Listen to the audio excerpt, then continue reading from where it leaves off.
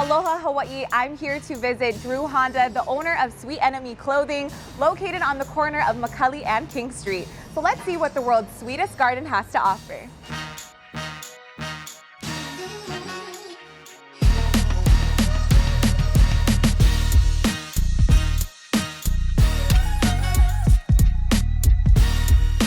I am now with Drew Honda, the owner of Sweet Enemy Clothing. He's also a Kamehameha Kapaa Lama fellow graduate. I was a freshman when he was a senior. So wow. Drew, tell us a little bit about Sweet Enemy Clothing, how did the name come about, and the business in general. Yeah, so Sweet Enemy Clothing is a brand I made in honor of my grandma, her name being Rose. We metaphorically and visually a rose being sweet, and the enemies like the thorns, the hurt and pain we go through when we lose someone in our lives.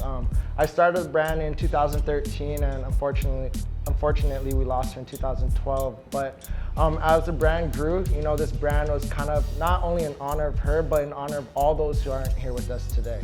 That's so sweet. Thank you. Sweet Enemy Clothing. Yeah. So what inspires you to create the designs? Do you create everything yourself, or? Yeah, so a lot of the creative stuff, now I try to create within. So a lot of things I'm going through or like things I see, I try to get that design and concept down, and then I might not release it at that moment, but I'll always have it in the archives. And I work with a lot of freelance designers overseas or local friends and things like that. But you do work with a lot of people. I see you working with athletes, influencers, musician artists. Yeah. How did that come about? How do you make these connections, and do you send them free stuff, or? Yeah, so starting off, I started the brand when I was at UH. So a way we would advertise or market was we would have the athletes wear the brand, and it got to a point where like Marcus was at Oregon, or I would send to like rappers like Jeremiah, things like that when I first started off. And I built those relationships more than just a product and as a friendship where, they helped me grow, where they would share with their friends who are also athletes or musicians and things like that, where it helped the brand grow to where it is right now.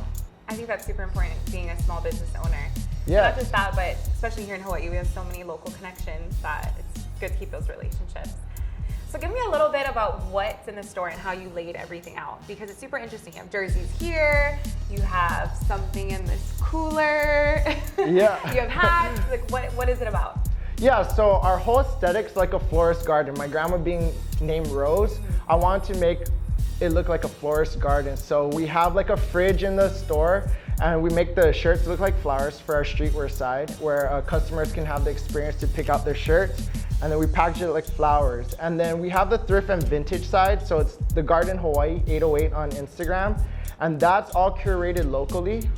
Myself, as well as my dad, plays a huge part into finding these pieces and seeing what customers like.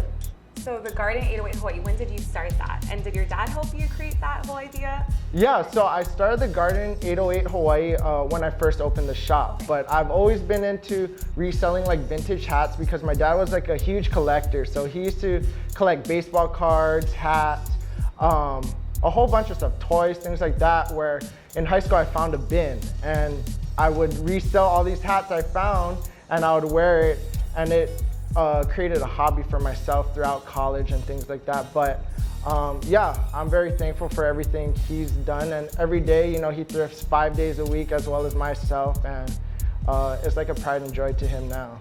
So where is the secret thrift shop? I can't tell you that, what? It's all over the island. Everything's curated locally, yeah, and it's about building connections with people, because you never know what people have. A lot of times they just donate it and they don't know the worth, but there's more significance to like certain pieces now, and like the hype is real. And I think that's awesome that you bring that to light, because like you said, they're like hidden treasures. It really is. So I've seen that you've been giving back to a lot of local residents here in Hawaii. You create your own fundraisers on social media. What does that mean to you? It means the world. Hawaii's such a small state where we're able to help each other win, and I feel like I've built that foundation and platform where we're at a good point in our brand and as a career where I can help share the light with everyone.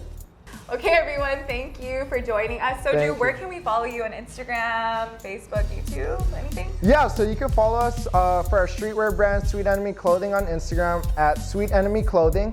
You can find our vintage and thrift stuff on the Garden Hawaii 808 on both Instagram and Facebook.